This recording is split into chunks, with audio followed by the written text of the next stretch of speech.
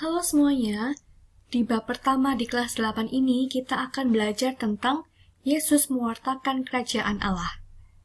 Sebagai permulaan, mari kita pahami dulu beberapa pandangan tentang kerajaan Allah menurut bangsa Yahudi. Yang pertama adalah kerajaan Allah yang bersifat politis. Paham kerajaan Allah bersifat politis ini beranggapan bahwa kerajaan Allah yang damai dan sejahtera hanya akan terwujud bila Allah tampil sebagai seorang tokoh politik yang dengan gagah berani mampu memimpin bangsa Israel melawan penjajah Romawi dan para penindas rakyat. Sedangkan yang kedua, kerajaan Allah yang bersifat apokaliptis. Apa artinya? Paham kerajaan Allah yang bersifat apokaliptis ini memandang kerajaan Allah akan tercapai bila Allah menunjukkan kuasanya dengan menggoncangkan kekuatan-kekuatan langit dan bumi. Pada saat itulah Allah akan membangkitkan suatu dunia baru, dan mereka menganggap penderitaan yang dialami bukanlah akhir dari segala-galanya. Kelak, pada akhir zaman, Allah akan menegakkan kerajaannya dan membebaskan manusia dari segala penderitaan.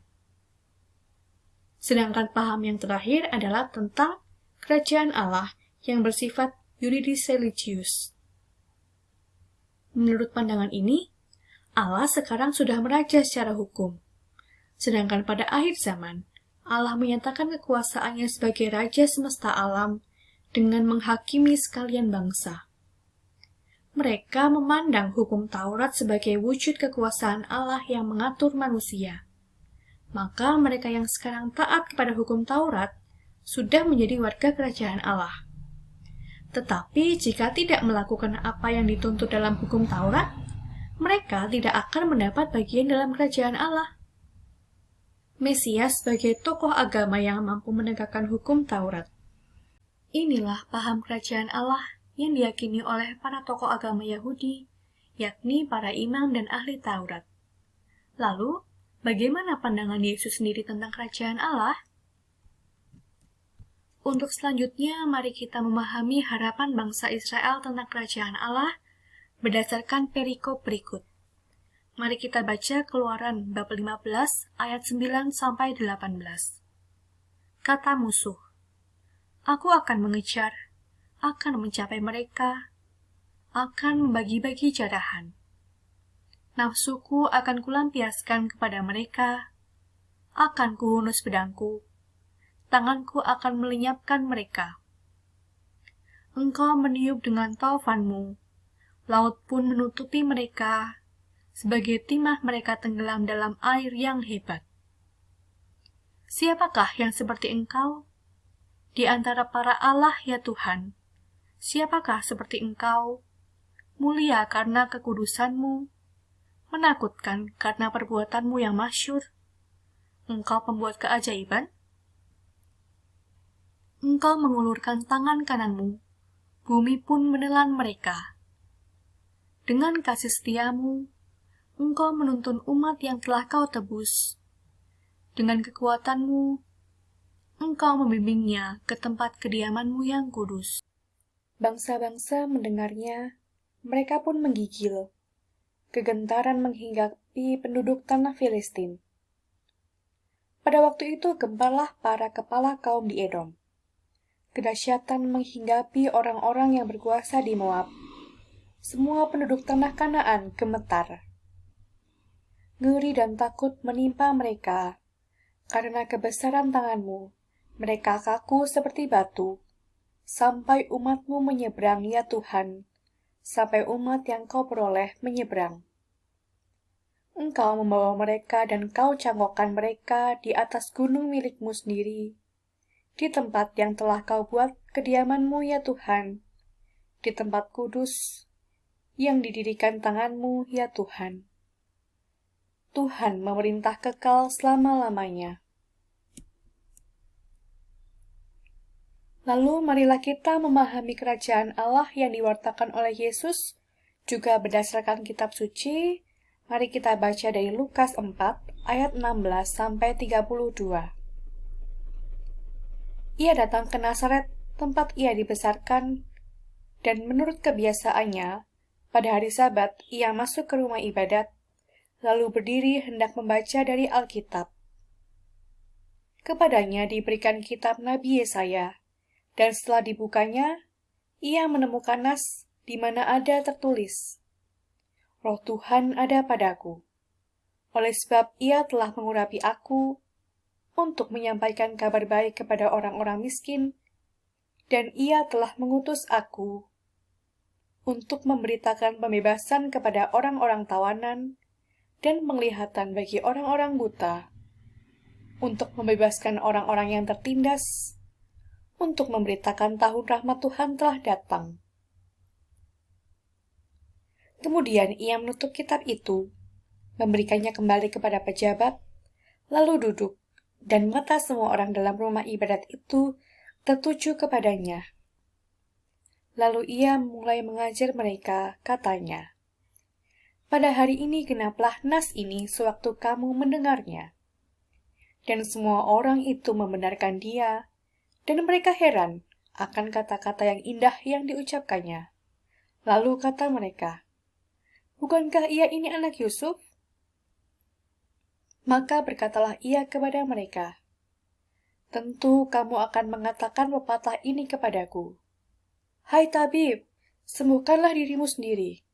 Perbuatlah di sini juga, di tempat asalmu ini, segala yang kami dengar, yang telah terjadi di Kapernaum.' Dan katanya lagi, 'Aku berkata kepadamu, sesungguhnya tidak ada nabi yang dihargai di tempat asalnya. Dan aku berkata kepadamu, dan kataku ini benar. Pada zaman Elia, terdapat banyak perempuan janda di Israel, ketika langit tertutup selama 3 tahun dan 6 bulan, dan ketika bahaya kelaparan yang hebat menimpa seluruh negeri. Tetapi Elia diutus bukan kepada salah seorang dari mereka, melainkan kepada seorang perempuan janda di Sarfat, di tanah Sidon. Dan pada zaman Nabi Elisa, banyak orang kusta di Israel, dan tidak seorang pun dari mereka yang ditahirkan, selain daripada Naaman, orang Syria itu. Mendengar itu, sangat marahlah seluruh orang yang di rumah ibadat itu. Mereka bangun, lalu menghalau Yesus keluar kota, dan membawa dia ke tebing gunung, tempat kota itu terletak, untuk melemparkan dia dari tebing itu.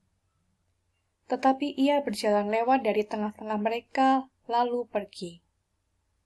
Kemudian Yesus pergi ke Kapernaum, sebuah kota di Galilea, lalu mengajar di situ pada hari-hari Sabat. Mereka takjub mendengar pengajarannya, sebab perkataannya penuh kuasa.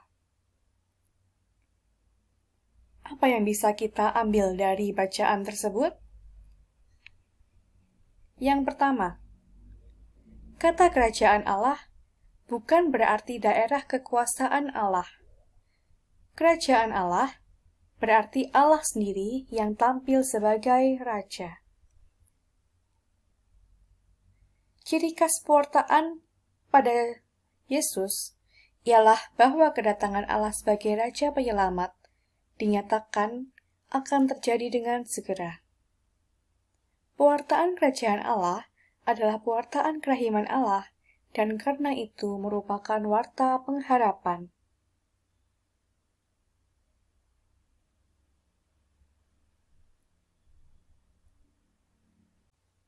Akan situasi dunia saat ini, di mana kita banyak melihat tindakan kriminal, atau misalnya tindakan ketidakadilan, ada kesan Allah tidak atau belum memerintah di bumi ini.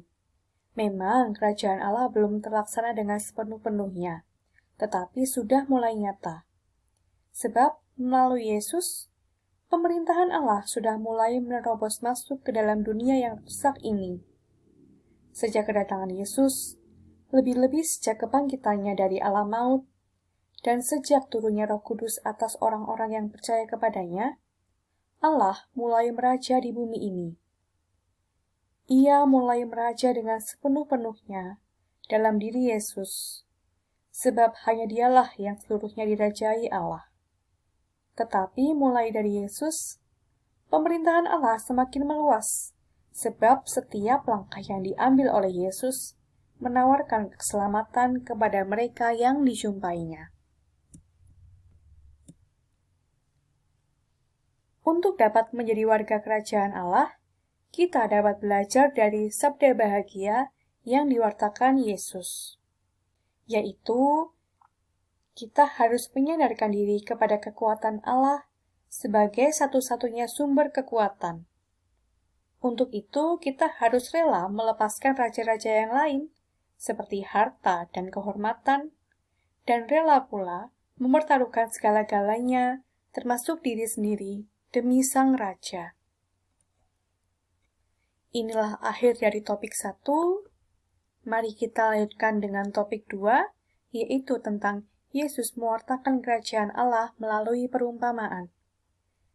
Dalam topik ini, kita akan lebih banyak membaca tentang perumpamaan-perumpamaan yang diwartakan oleh Yesus dan kita akan merefleksikannya. Kita akan mengartikan apakah sebenarnya arti dari perumpamaan tersebut. Sebelumnya, apakah kalian tahu tentang apa itu perumpamaan? Untuk kalian yang sering membaca Alkitab, pastinya kalian tahu. Yang pertama, mengapa kok Yesus itu mewartakan kerajaan Allah lewat perumpamaan? Inilah alasannya. Dalam mewartakan kerajaan Allah, Yesus seringkali menggunakan perumpamaan sesuai dengan situasi dan kondisi para pendengarnya, dan biasanya diambil dari hal-hal yang ada dalam kehidupan masyarakat sehari-hari, baik berupa benda atau pengalaman, atau kejadian, atau kebiasaan, sehingga orang-orang yang mendengarkan perumpamaan yang disampaikan oleh Yesus akan lebih mudah memahami ajaran Yesus.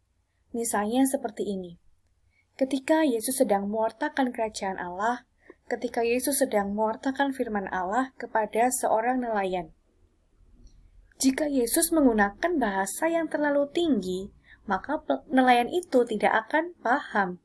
Tetapi apabila jika warta kerajaan Allah itu disampaikan melalui cerita tentang kehidupan seputar nelayan, pasti akan semakin paham. Kita akan baca beberapa perumpamaan. Yang pertama adalah perumpamaan seorang penabur yang diambil dari Markus bab 4 ayat 3-8, dilanjutkan ayat 13-20. Mari kita bersama-sama membaca. Dengarlah, adalah seorang penabur keluar untuk menabur. Pada waktu ia menabur, sebagian benih itu jatuh di pinggir jalan, lalu datanglah burung dan memakannya sampai habis. Sebagian jatuh di tanah yang berbatu-batu, yang tidak banyak tanahnya, lalu benih itu pun segera tumbuh, karena tanahnya tipis. Tetapi sesudah matahari terbit, layulah ia dan menjadi kering karena tidak berakar. Sebagian lagi jatuh di tengah semak duri, lalu makin besarlah semak itu, dan menghimpitnya sampai mati, sehingga ia tidak berbuah. Dan sebagian jatuh di tanah yang baik. Ia tumbuh dengan suburnya dan berbuah. Hasilnya ada yang 30 kali lipat, ada yang 60 kali lipat, ada yang 100 kali lipat. Lalu ia berkata kepada mereka, "Tidakkah kamu mengerti perumpamaan ini? Kalau demikian, bagaimana kamu dapat memahami semua perumpamaan yang lain?" Penabur itu menaburkan firman. Orang-orang yang di pinggir jalan, tempat firman itu ditaburkan, ialah mereka yang mendengar firman, lalu datanglah iblis dan mengambil firman yang baru ditaburkan di dalam mereka. Demikian juga yang ditaburkan di tanah yang berbatu-batu, ialah orang-orang yang mendengar firman itu dan segera menerima dengan gembira. Tetapi mereka tidak berakar dan tahan sebentar saja. Apabila kemudian datang penindasan atau penganiayaan karena firman itu, mereka segera murtad. Dan yang lain ialah yang ditaburkan di tengah semak duri. Itulah yang mendengar firman itu, lalu kekhawatiran dunia ini dan tipu daya kekayaan dan keinginan-keinginan akan hal lain, masuklah menghimpit firman itu sehingga tidak berbuah. Dan akhirnya, yang ditaburkan di tanah yang baik, ialah orang yang mendengar dan menyambut firman itu, lalu berbuah. Ada yang 30 kali lipat, ada yang 60 kali lipat, ada yang 100 kali lipat. Apakah arti dari perumpamaan tersebut? Dalam karya Yesus untuk menegakkan kerajaan Allah, betapapun ada kegagalan, karya yang itu akan menghasilkan buah panen yang berlimpah, melebihi apa yang diperkirakan oleh manusia. Oleh karena itu, pengikut Yesus tidak perlu berkecil hati dan mudah putus asa bila mengalami berbagai kegagalan. Mari kita baca perumpamaan yang kedua, yaitu perumpamaan tentang benih yang tumbuh, diambil dari Markus bab 4 ayat 26-29. Lalu kata Yesus, "Beginilah hal kerajaan Allah itu, seumpama orang yang menaburkan benih di tanah. Lalu pada malam hari ia tidur, dan pada siang hari ia bangun, dan benih itu mengeluarkan tunas, dan tunas itu makin tinggi. Bagaimana terjadinya, tidak diketahui orang itu. Bumi dengan sendirinya mengeluarkan buah, mula-mula tangkainya, lalu bulirnya, kemudian butir-butir yang penuh isiannya itu dalam bulir itu. Apabila buah itu cukup masak, orang itu segera menyabit, sebab musim menuai telah tiba." Apa arti dari perumpamaan tersebut? Perumpamaan ini hendak mengatakan bahwa kerajaan Allah seumpama benih yang sudah ditaburkan, lalu ia akan tumbuh sendiri. Bahkan petani sering tidak mengetahui kapan ia bertunas, atau kapan akan keluar bunga, dan kapan persisnya buah terbentuk. Demikian pula, tumbuhnya kerajaan Allah sering tidak bisa diamati pasti, tergantung sepenuhnya pada Allah, bukan usaha manusia.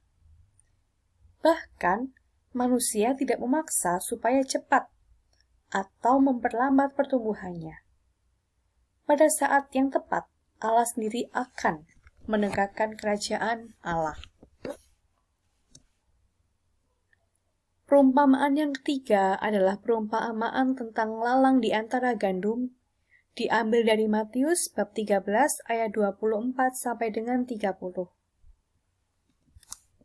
Yesus membentangkan suatu perumpamaan lain lagi kepada mereka, katanya, "Hal kerajaan surga itu seumpama orang yang menaburkan benih yang baik di ladangnya. Tetapi pada waktu semua orang tidur, datanglah musuhnya menaburkan benih lalang di antara gandum itu, lalu pergi. Ketika gandum itu tumbuh dan mulai berbulir, nampak jugalah lalang itu. Maka datanglah hamba-hamba tuan ladang itu kepadanya dan berkata, 'Tuan, bukankah benih baik yang Tuan taburkan di ladang Tuan? Dari manakah lalang itu?' Jawab tuan itu, 'Seorang musuh yang melakukannya.' Lalu berkatalah hamba-hamba itu kepadanya, 'Jadi, maukah Tuan supaya kami pergi mencabut lalang itu?' Tetapi ia berkata, 'Jangan, sebab mungkin gandum itu ikut tercabut pada waktu kamu mencabut lalang itu. Biarkanlah keduanya tumbuh bersama sampai waktu menuai.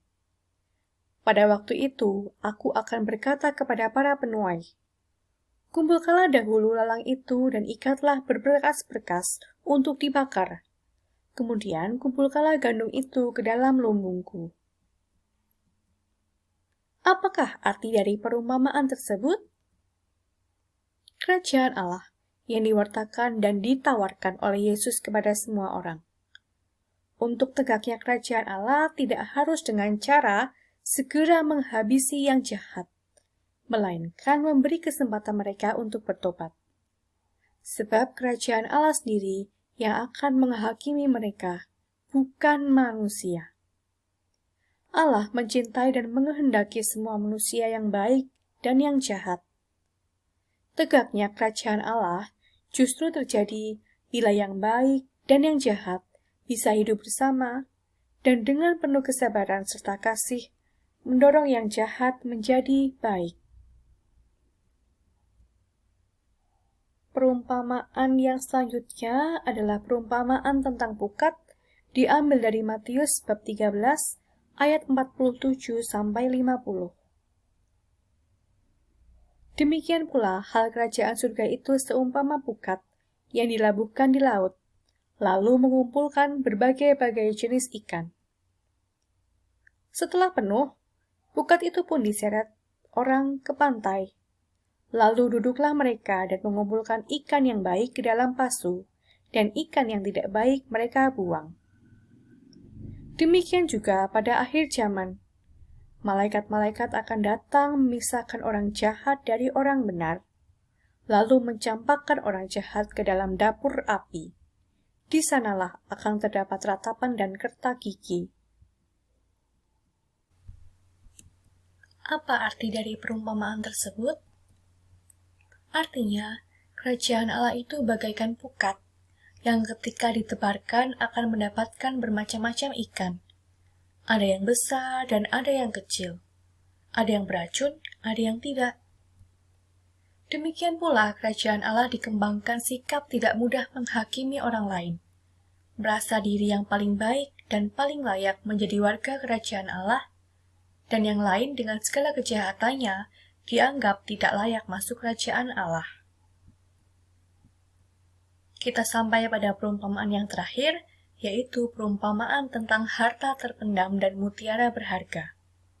Diambil dari Matius bab 13 ayat 44 sampai 46. Hal kerajaan surga itu seumpama harta yang terpendam di ladang, yang ditemukan orang, lalu dipendamnya lagi. Oleh sebab sukacitanya, pergilah ia menjual seluruh miliknya, lalu membeli ladang itu. Demikian pula, hal kerajaan surga itu seumpama seorang pedagang yang mencari mutiara yang indah. Setelah ditemukannya mutiara yang sangat berharga, ia pun pergi menjual seluruh miliknya, lalu membeli mutiara itu. Apakah arti dari perumpamaan tersebut? Maksudnya adalah, demi kerajaan Allah, manusia harus memandang Allah sebagai harta yang paling berharga. Untuk itu, ia harus berani meninggalkan segala miliknya yang selama ini dianggap paling berharga dalam hidupnya. Hidup dalam kerajaan Allah adalah hidup yang penuh sukacita.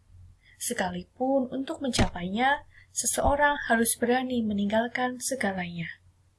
Demikian adalah akhir dari topik kedua pada pertemuan ini. Untuk topik 3 akan kita lanjutkan pada pertemuan selanjutnya.